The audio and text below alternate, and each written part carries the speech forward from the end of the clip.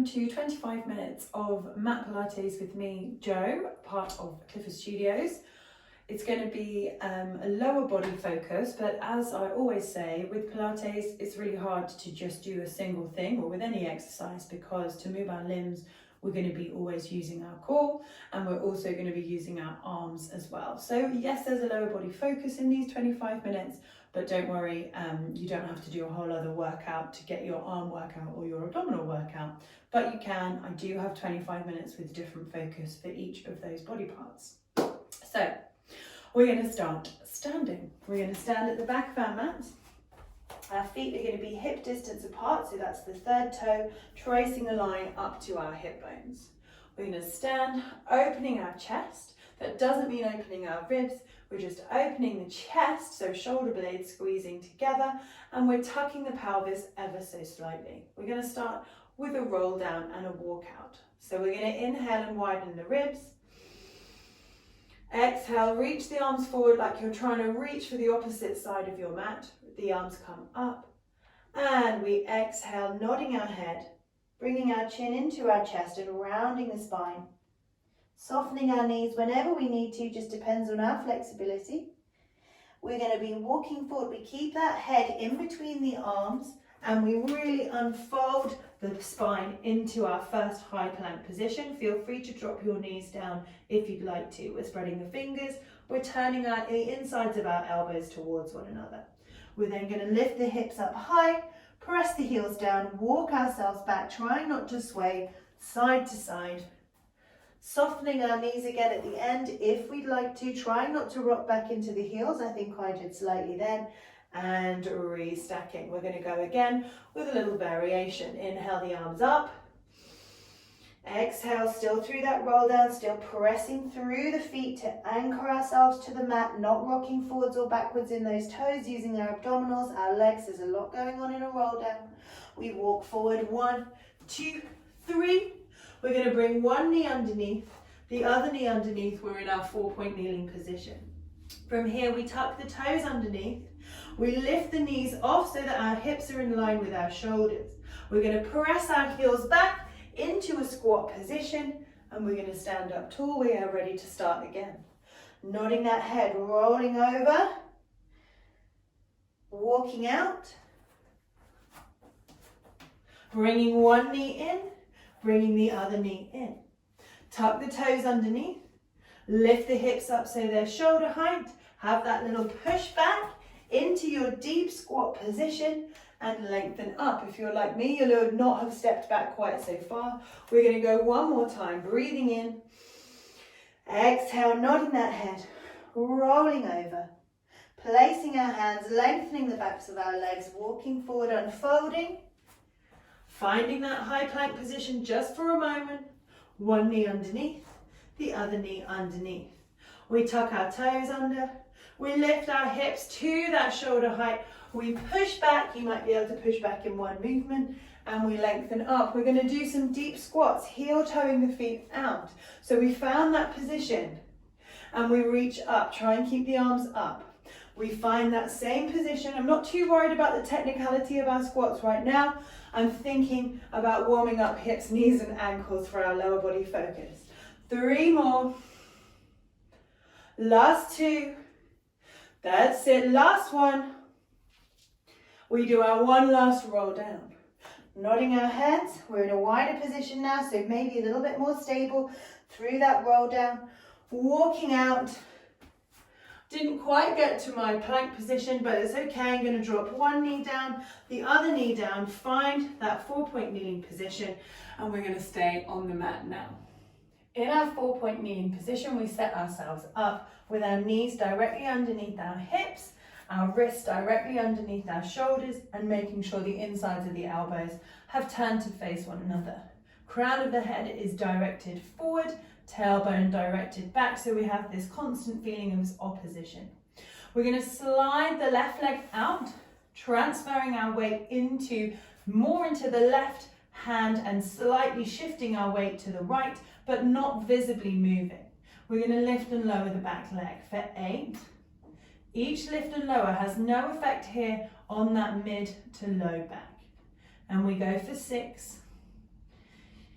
and 5. Keep rotating in the arms, making sure we're using all of these muscles that wrap around our spines. 3 and 2. Hold that last one, pulsing it for 8, 7, really stretching the back of the knee. 5, 4, 3, 2, 1. We hold still. We slide our leg out to the side and bring it back to the center. We keep this left hip nice and still as we slide that thigh along our imaginary glass table. So here you'll feel what I was talking about. My arms and my abdominals are working for this leg to do this movement. For 5. I'm not swinging over into that right side and easing off. I'm keeping the control. Last 2. And last one. Well done. Bring the knee back underneath. Take a moment's rest, coming off those wrists. We drop right down to our elbows, place our hands together and bring our nose over the knuckles of our thumbs. We squeeze our legs together. Bit of a dangerous position to let everything go. So think about creating a diagonal line from the tailbone right to the back of your head. Your crown of your head is directed forward. The nose remains over those knuckles. We're going to use the left leg. Once again, we flex the foot. Think of the right angle you've created in this position and freeze it in space.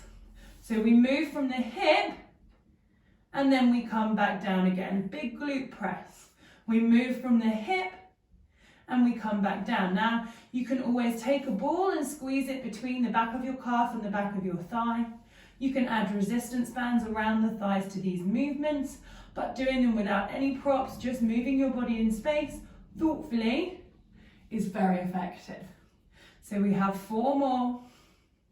Keep tucking that pelvis. 3 more, feels counterintuitive. We have 2. And our last one stays up there. I always try and imagine a yoga block balanced on the sole of the foot. We push it a little higher for 8, 7, nothing changing here. 6 and 5. It's here. 4 and 3 and 2 and 1. Bringing it back in. We're going to go straight away on the right side now. So flexing the right foot, opening the shoulders once again, drawing them away from our necks, tucking our pelvis. Off we go, driving up from the hip, opening the hip flexor without anything changing in the mid-body. For 7. And we have 6. And 5. We're halfway. 4 more, working this glute. And 3 more. If you do big range of movement with your glutes, cycling, weightlifting, then these are good movements to increase our mobility here. Holding this last one. Pulsing 8, 7, 6, 5, 4, 3, 2, 1. Bring it in. Stretch back out into that rest position, that child's pose position. Then we're going to come back to our 4-point kneeling position. Separate once again, so the knees are directly underneath the hips. Abdominals are in. I'm going to just switch around so that you can see the working leg. So sliding our right leg out now, driving it out, finding those 2 hip bones shining towards the ground. Shoulders over wrists, insides of elbows facing one another. I've been doing Pilates for nearly 10 years. Still need to set every movement up correctly for the best results. From here, let's go. Lifting up 8 and down. And 7, remembering that lower back stays exactly in the same lengthened position. And 5. We have 4. Pushing up through it from the floor. Last 2. Hold the last one. Really stretch out the back of that knee. We pulse 8, 7, 6, 5, 4, 3, 2, 1. Hold it here. We slide out to the side. 8 and back to the center, working the outer thigh. 7 and center, keeping the hips still. 6 and back and 5, and back in. We have 4 more. Abdominals are in, 3 more, again, reducing the swing. 2, and last one, well done. Take it back to a child's pose. Well done, guys. A little bit of 4-point kneeling. Done. And the glutes should hopefully be feeling a little bit warmer, maybe a little bit of tingling, a little bit of fire around there. We're going to come to a prone position now, still working on the glutes. So, lying all the way down, we're stretching those legs out, bringing them hip distance apart once again. I've got a few bits behind me there. I probably should have moved out of the way. We're going to take our elbows out to the side. We're going to create a pillow, one hand on top of the other, doesn't matter which one. Bringing that forehead down. Now, as with all of our other positions, we set up. The front of our body is in contact with the mat and can give us some really useful feedback. So we're going to switch on our quads, which means our knees might drift up off the floor. Switching on the quads, we're probably pointing those toes quite hard. We tuck the pelvis, which can seem really counterintuitive. We don't want to push that pubic bone down, but in fact, what we're doing by working that area is lengthening out this lower back. We also help to protect that lower back area by gathering our abdominals. Now think about sliding 2 fingers underneath. Now I can definitely feel my tummy, but it's not pressing down on my fingers. I'm trying actively to hover the abdominals off, hover the tummy off, and we try and keep it that way. So you can hear that I'm still talking, but I'm engaging my abdominals. Then we connect the ribs together at the front, same thing, it shouldn't affect your breathing. And we lay the forehead down, crown of the head shining forward. From here, we're going to lift up the left leg. Think about it being pulled out from your ankle, so away from you. We're going to draw circles about the size of side plates. Going for 8, and 7, and 6, and 5, and 4, and 3, and 2, reversing the direction for 8. Now our hips are not rocking side to side.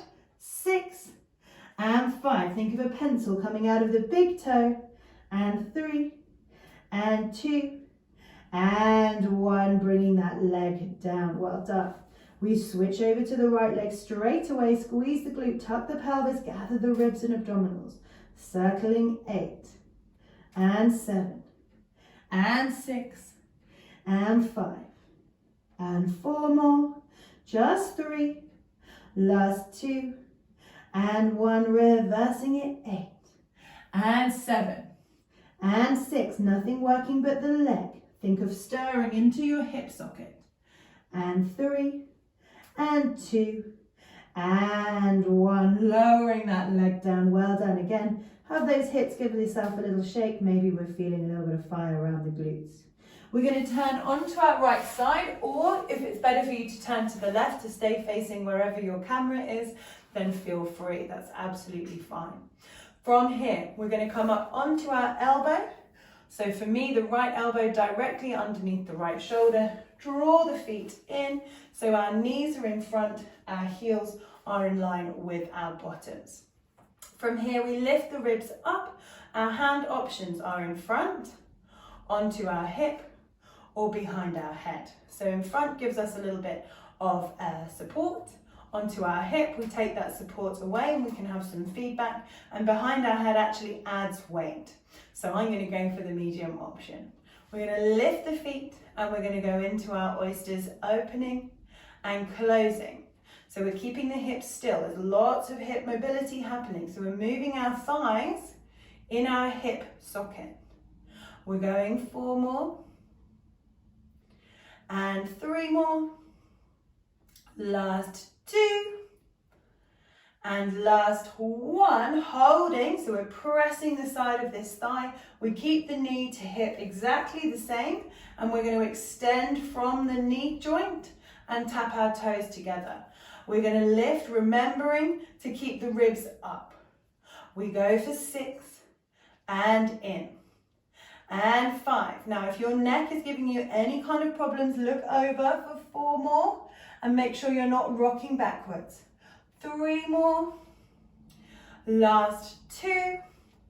Hold this last one out. We bend the knee and we slightly tap in front so that the heel is mid-shin. We extend it out. We slightly tap behind so our toe is mid-sole of our underneath foot. And out. Coming in, keep those ribs up and out. And in. And out. And 4. And 3. Last 2. Last 1. And well done. Bring it all in. Well done. Lift up.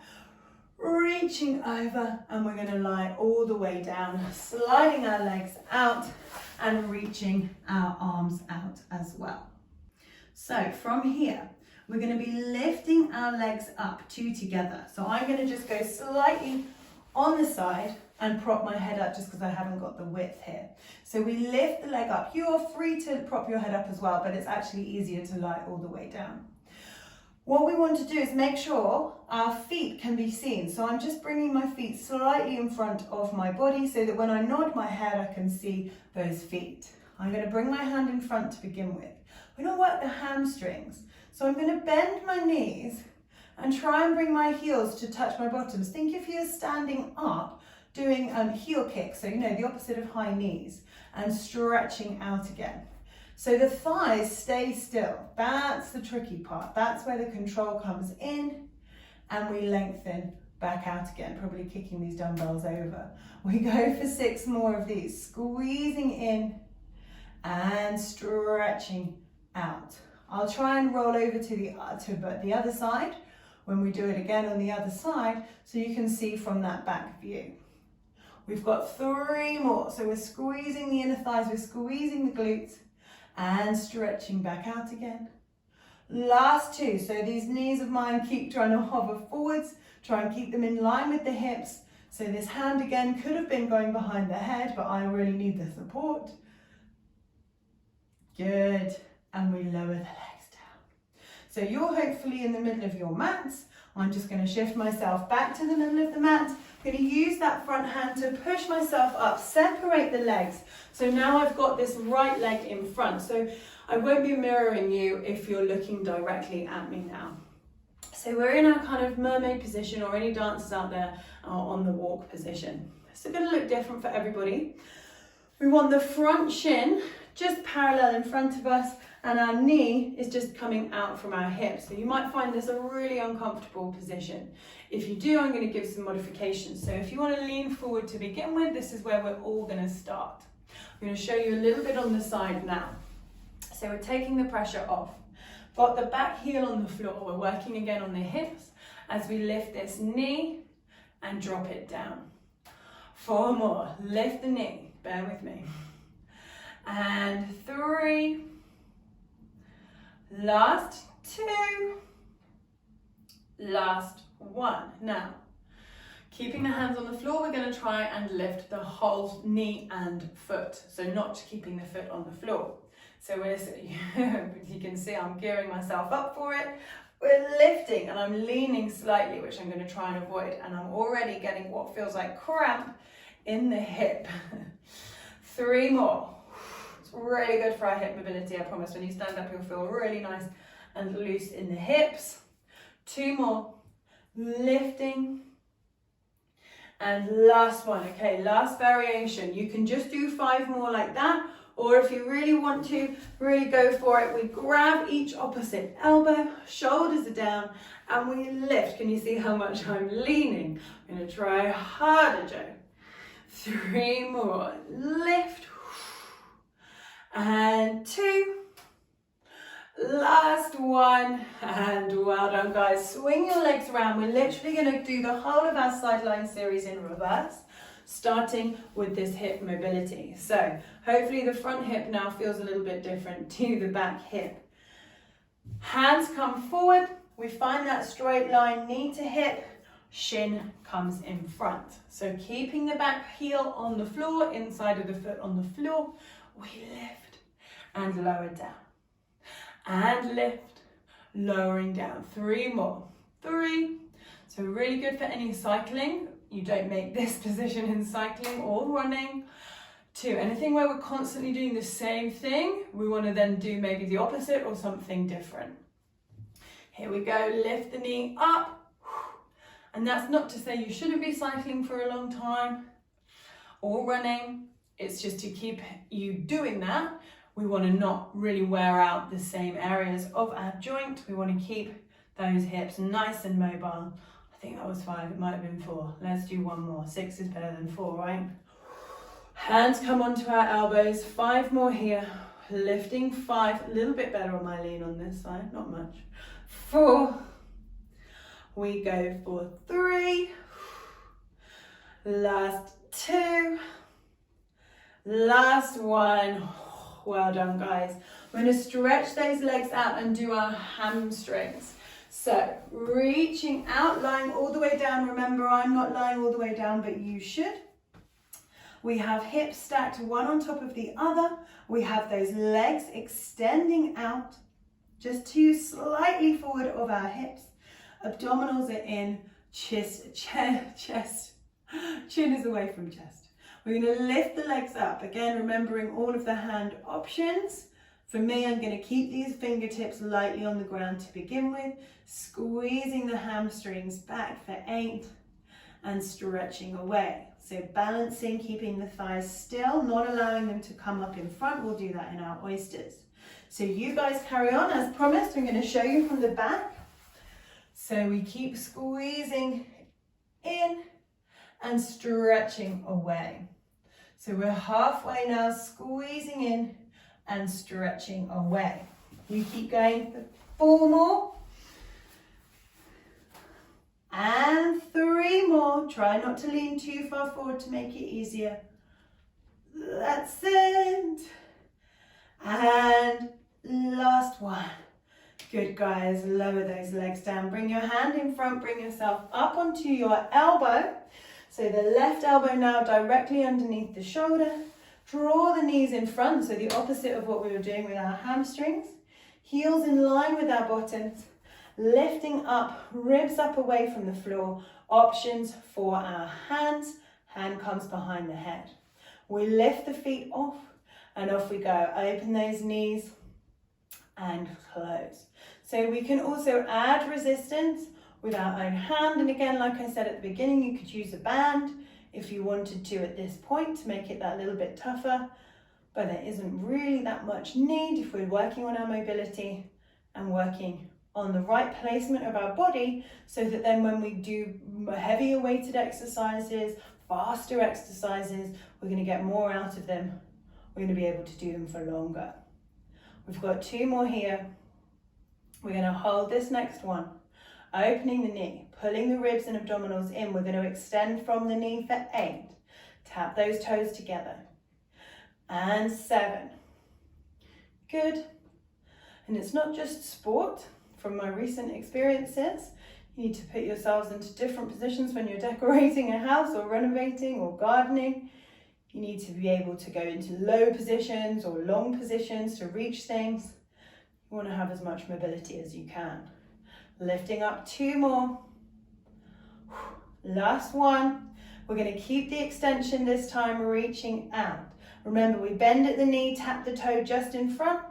Then extend it, tap the toe just behind and extend it. Tap the toe just in front and extend and behind.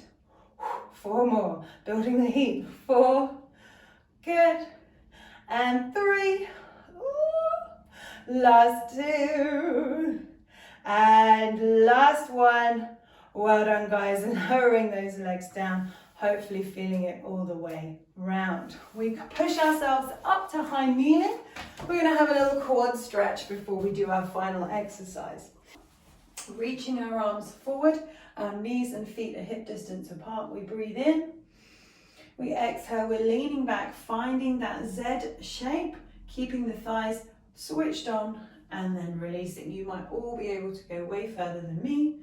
My dodgy knees don't help, but it's really good for us. And we reach forward. So we're using the whole back line of the body, inhaling up. Exhale, leaning back, trying not to go into that back bend. That's just opening up the front of the body, not helping our thighs in any way. We're not getting any further. Back bends are fine, we just don't want to do them right now, working the inner thighs. And our last one, inhaling up, exhale, reaching back, and coming up again. We're going to lie down on the mat now. Very last exercise to finish off the session. First time we've laid down in our mat Pilates session.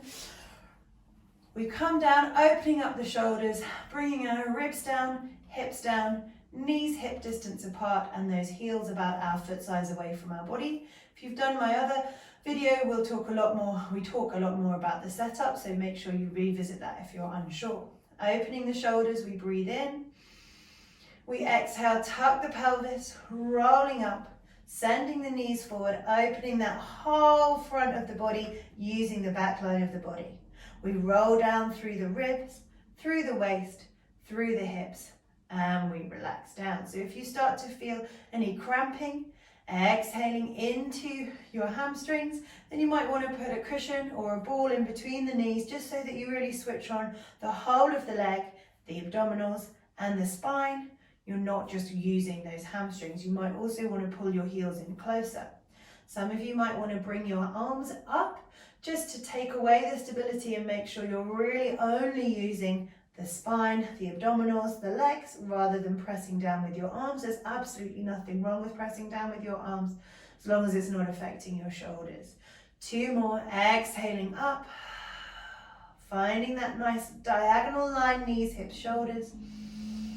Exhale, reach the middle fingers up if you've got those arms up as you come down, and bring those arms down. Quick stretch, right ankle comes onto the left. We come through. If you want a longer stretch, you can go for my half-an-hour stretch video.